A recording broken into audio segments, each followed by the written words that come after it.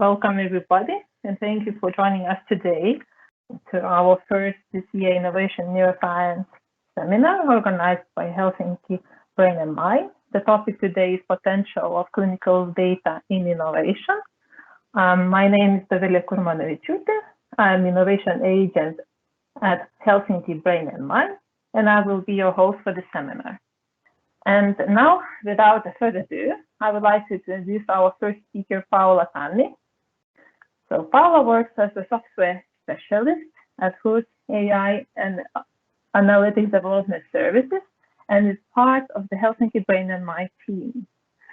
Previously, she worked at HUS Cancer Center. Now she will tell us about HUS Data Lake and HUS Data Service. So Paula, now screen is yours. Okay, thank you, Dovilė, and warm welcomes on my behalf as well. As Dovilė already mentioned, I work as part of the Helsinki Brain and Mind team, and one of the goals of the Brain and Mind is to support the use and availability of clinical data in neuroscience research and innovation. And that's why I was hired for HUS Data Service, where I do the data queries and data extractions for neuro research. And our data service is based on the Act of the Secondary Use of Health and Social Data. And what is a data lake?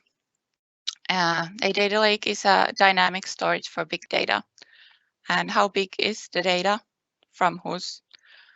We have more than 3 million patients in our systems.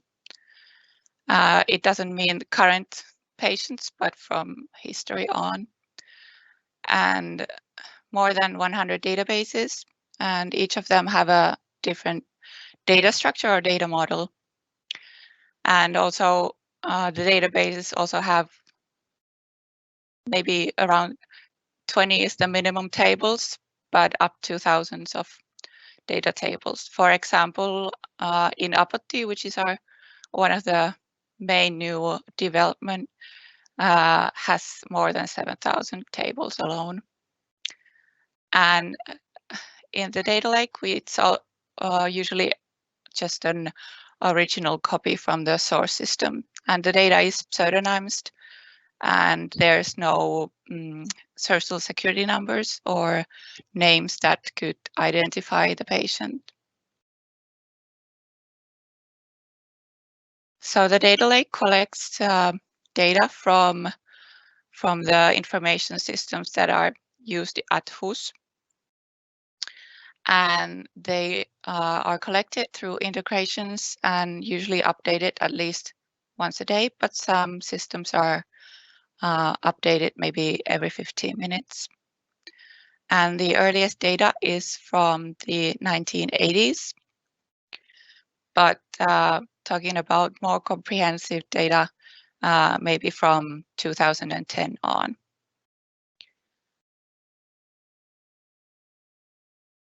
And we have structured and unstructured data. Some of the most common structured data elements in data queries are the hospital visits and inpatient periods and diagnosis. And we can filter these by the ICD codes or the wards, procedure codes. They can be surgical or other procedures. And then medications like medication orders and prescriptions, as well as the administering of the medicine. And for example, we have the medication orders 1 through 4 million per year. So it's a large data. And then one of the largest data is also the laboratory tests. It's 10 through 40 millions per year.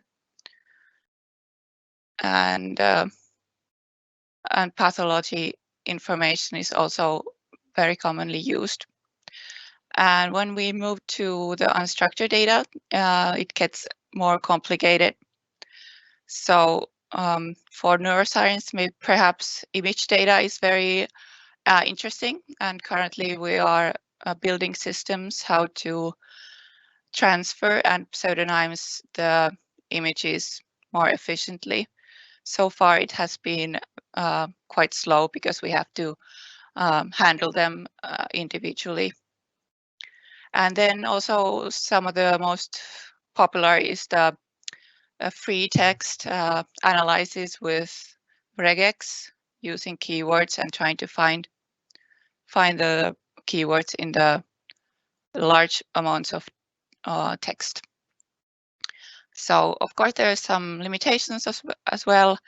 The systems don't always link together. We have to use the pseudo social security number, and the data has changed throughout the years. And maybe a bit obvious, but very important, is that only the documented data is available. So historically, the information systems were not designed for secondary use of health data. And there's a lot of free text fields, and it always makes the handling of the data much more complicated. And we are always developing more ways to handle the data and use the data models as, for example, OMOP, which is internationally used. And how to get our data and how to get further information.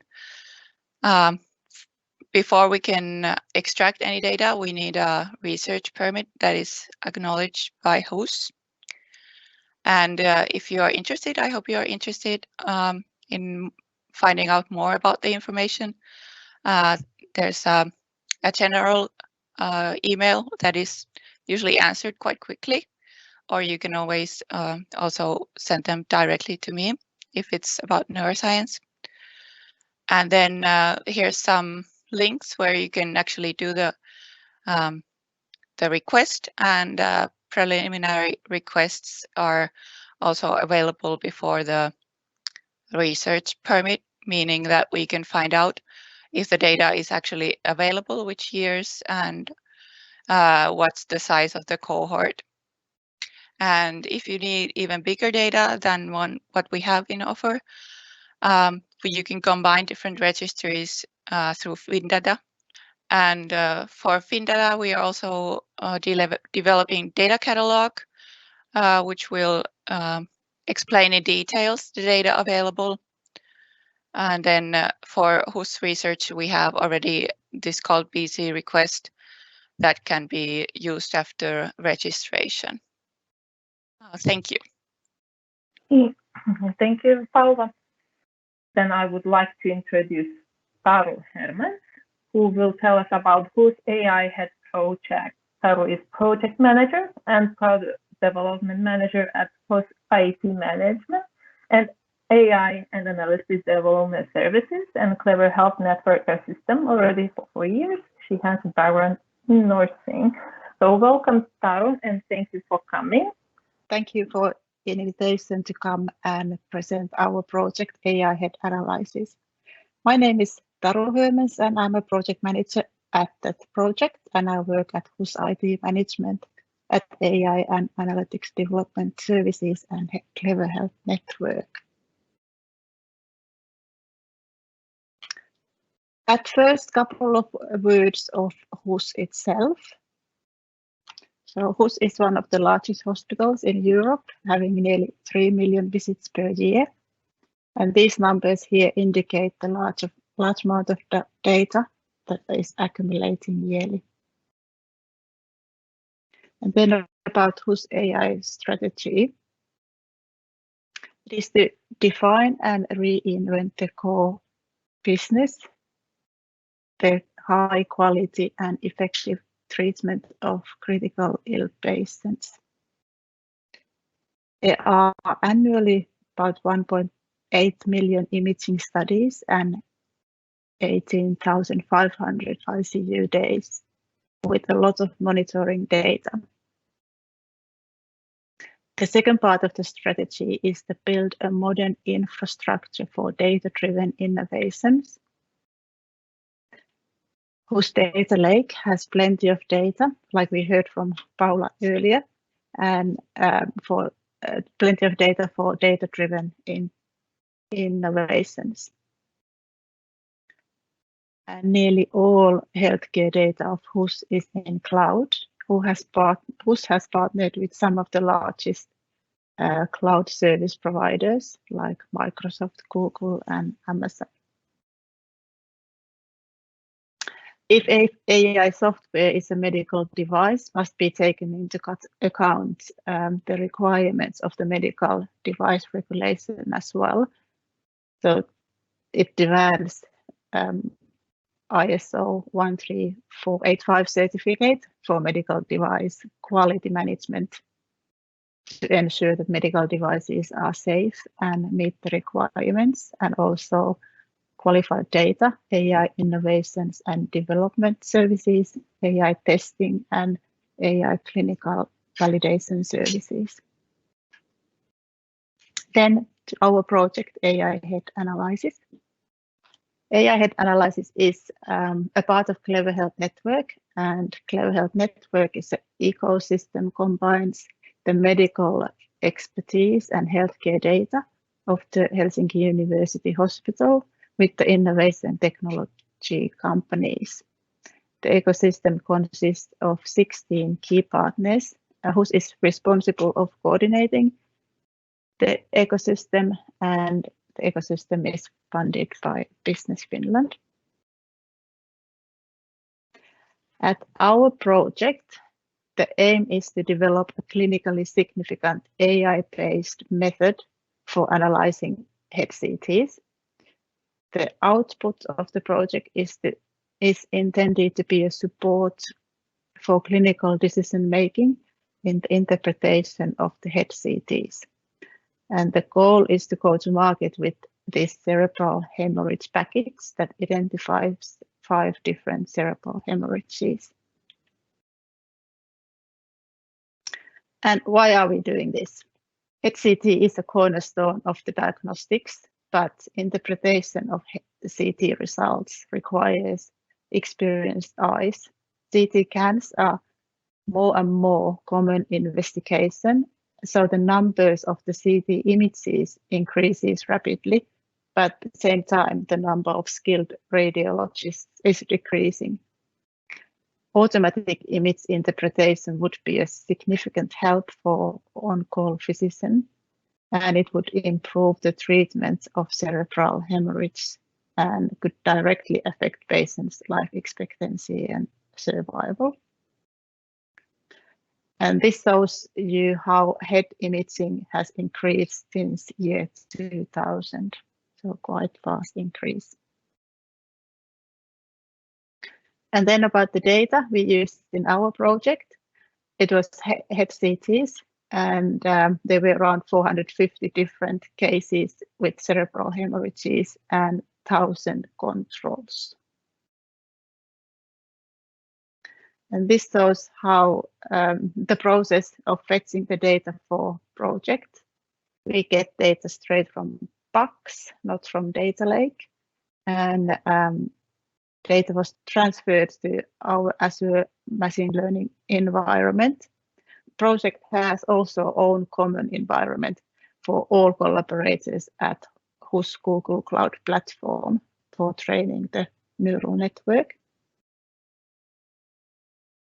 Then how we process the data. At first, the data was anonymized by converting the DICOM format to NIfTY. This NIfTY format is well-known format in neuroimaging, and it doesn't have the sensitive data turned in like in DICOM images. Then was the preparation of the training data. The goal was clear: to detect, locate, and mark as accurately as possible any type of acute intracranial blood from head CTs, but there were some choices to be made and some challenges. our team chose to go for supervised machine learning models and segmenting the images to be able to achieve competitive model with the less training data. And the challenges were caused by, for example, artifacts like clips or coils used earlier in operations, or coexisting medical conditions, or overlapping normal anatomy, and the fluctuating image quality in a clinical setting, like different kind of scanners, for example. And the segmentation software that were used was ITK-Snap and 3D Slicer and IntelliSpace Discovery. The segmentation was time-consuming phase. At first part of our project, there was one algorithm developed, and the second part included several algorithms for several cerebral hemorrhages. Our team developed a way to do the segmentation during the project, and both times segmentation method was tool-assisted segmentation. At first phase, the segmentations were conservative, and only areas that certainly had blood were marked, and the blood was only drawn onto axial plane, and the blood cluster had to be present in at least 2 consecutive slices in order to be marked. And that was quite time-consuming segmentation method. And the second phase, the method was different. It was more accurate and faster. This time the blood boundary was determined based on Hounsfield units, because with the just human eye, it is not possible to see the absolute border of the blood. And that method made possible to segment challenging CT scans fast and reliable. And then about algorithm development, we used a neural network for that. And training the convolutional neural network, the environment that was used was Google Cloud Platform and Azure machine learning environment. The training data was CT images and handmade segmentation masks. And the goal was to train the neural network to detect pixels containing blood. And the architecture that was used was UNet and MMUNet, and preferable performance accuracy is to focus on slice level accuracy instead of pixel level. At phase 1, the first algorithm was developed to identify subarachnoid hemorrhage. And the training of the first algorithm was done with images of 90 patients, and the training took 20 hours. And here you can see how alike the segmentation between algorithm and what human eye can see. The accuracy of this first algorithm at patient level was 93.4, and there were no false negatives. And at slice level, the accuracy was 99.4%. This first step taught us that it's not worth of making a product of just one algorithm. And at the second version, 3 participants, CGI, Planmeca, and HUS, made own algorithms for 5 different bleeds. The algorithms are going to be combined as a package. And the goal is to get cerebral hemorrhage package to the clinical use. And this is where we are at the moment. So the new algorithms are under the validation and packaging, and we also designing the platform to run the algorithms at clinical workflow. And the aim is to start clinical workflow test this summer. And that was our project. Thank you. All right, thank you, Taro, for a very interesting presentation. So I am happy to introduce Lauri Parkkonen, our next speaker. He's gonna tell about the biobank for functional brain imaging. Lauri is a professor and leader, also head of Aalto Brain Center Doctoral Program Brain and Mind at Aalto University. The main research area of Lauri is non-invasive neuroimaging, mainly instrumentation and data analysis methods related to EEG, as well as human neuroscience of sensory modalities and cognition. So thank you, Lauri, for coming. And now the screen is yours. Okay, thank you, Dovile, and other organizers. Yeah, so I will talk about our biobank or to-be biobank for functional brain imaging data, and I think this goes very well with the previous talks on data lakes at HUS and so forth. But I'll start by the motivation for going towards this kind of a biobank. So why do we want to put functional brain images into a large database or biobank? So, well, as we know, brain disorders are really a big burden for the societies. And already more than 10 years ago, it's been estimated that in Europe alone, these disorders cause a cost of 800 billion euros within EU, both the direct and indirect costs. The problem with these disorders is, or one of the problems is that their diagnostics is often difficult. And that's because we have, of course, quite a bit of individual variability between patients and also of healthy people. Of course, our brains are unique, and therefore the activity is also unique to some extent. Then it's not that the symptoms and brain states would map one-to-one, that one symptom would be always connected to one brain state and vice versa. So it's a lot more complicated than that. Then we also have limitations in what brain imaging can do. It doesn't have infinite sensitivity, of course. It's not available everywhere, and quite often it's actually quite costly. So we have to be able to direct the resources in an effective manner. So the biobank initiative tries to address at least some of these challenges. So the idea is that we could aggregate and pool data and thereby be able to use these so-called big data approaches that were already mentioned in the previous talks. And the important thing is that here, having a large amount of data, we would be able to explicitly model individual variability, both among the healthy control subjects, and then maybe also among the patients who are suffering from a particular disorder. And then, of course, apply AI machine learning methods based on that, and then use them to derive useful biomarkers for diagnostics. So this is a national pilot project that we got funded from the Neurocenter Finland. So it was funding from the ministry. And we had all the university hospitals across Finland, plus Combinostics and CSC for computational resources.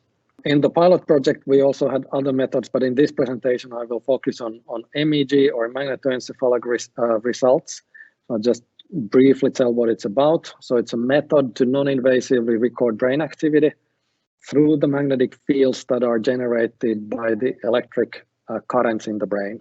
So it's a direct measure. It has a fairly good spatial resolution, and it has really good temporal resolution. So we can track the brain processes at the pace they really occur in the brain.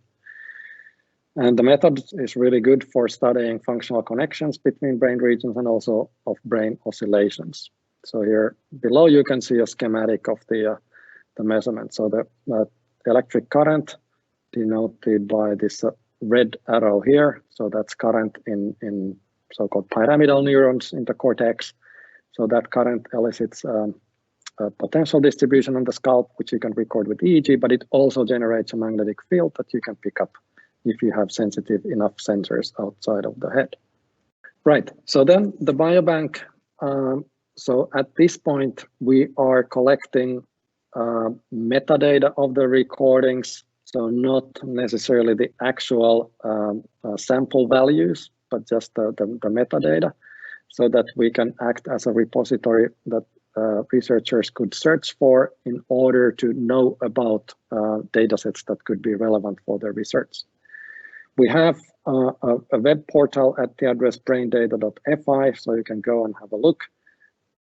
The access to the actual database is authenticated, so now it runs with so-called Elixir ID that you can generate for yourself using the Haka authentication that you're probably all familiar with. This portal and the database behind it, so that's implemented on a CSC system, and we are now thinking about how to expand it so that we could actually have some processing of the data there as well. We are developing it further.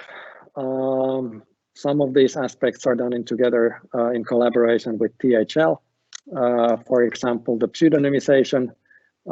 This is still sort of a plan. We don't have an implementation, but the idea would be that at the time of performing the recording, so we would have a pseudonym from the THL system that we would then use in the recording, and then the real association of that pseudonym and the identity of the subject. So that would be stored in the THL system, and we would not have to worry about this association and the of course all the privacy issues that come with it. So that's a similar approach that the FinnGen Biobank has adopted, as far as I can understand. Another important factor is standardization of the so-called ontologies. So now in functional brain imaging, it's not just the imaging data that is relevant, but it's also the experiment that has been conducted. So in order to make use of the data, you need to know which kind of stimuli were delivered to the study subject, what's their timing, what was the task of the subject, and all that. So there are really a lot of possibilities there, and these need to be encoded in a systematic manner to the database so that people could actually use the data retrospectively. And there is an EU-wide consortium that tries to come up with such a standard, and we are partnering with that together with people working at THL. Right. So this is just a short video clip on the how to use the database to make a query. So you have to authenticate yourself, and then you can go and access the database. So now in this example, the researchers wants to browse the available data sets, and now you can set up some search criteria that there has to be, in this case, for example, certain number of records at least, and then you can set also which imaging modality you want to have, what kind of a task the study subject had, and so forth. And so then you get a listing of the datasets that fulfill the search criteria, and then you also get the information about the kind of the data owner, whom you should contact in order to get access to that data. So as I said before, at the moment we don't have the actual raw data in the database, but just the metadata. Okay, so then what can you do? Just two examples. The first one is just more like a sanity check. So it's well, a result that has been known for a long time. This is about how the so-called alpha frequency. So it's about 10 Hz activity, which is pretty prominent in MEG and EG recordings. So how the frequency of that changes when you age. And this is now the result from more than 600 people that we have analyzed. And you can see that the frequency steadily drops as people age. So each dot in this figure is one study participant. And this is now the result from this, say, parietal occipital region on the cortex. And then if we do similar analysis, but now for the somatomotor strip right here around the central sulcus, there's a similar drop in the frequency, but it's not as steep as for the parieto-occipital part. So combining these two, you could, for example, do something like a brain age prediction. So you can fairly well estimate what's the age of the person. Then another example on mild traumatic brain injury. So that's one of these things that it's difficult to diagnose. You don't have changes in structural brain images. There might be complaints by the patient that cognitive abilities are not at the level they were before the accident, but then neuropsychological testing doesn't necessarily reveal anything either. So this is a sort of a difficult to diagnose case, or one of those. So we had a small sample of these TBI or mild TBI patients and compared those against healthy controls. And here what I'm showing is a map of differences with respect to the healthy controls, the more than 600 people database that we have. So what is shown here in this graph is it's not about how much activity there is at these frequencies, but it's about how much the activity in these patients at these frequencies and at this location on the cortex differs from the normal population. So you can see that there is, for example, less 10 Hertz activity at that location, but there is a lot more 20 Hertz activity in those patients. And then there is this peak slightly above 10 Hertz. So these kind of maps one can obtain quite easily, and we can use the results of these maps to drive a machine learning classifier. And this is what we have done here. So again, with the traumatic brain injury patients, so we trained a model to classify them using this normative modeling that I just mentioned before.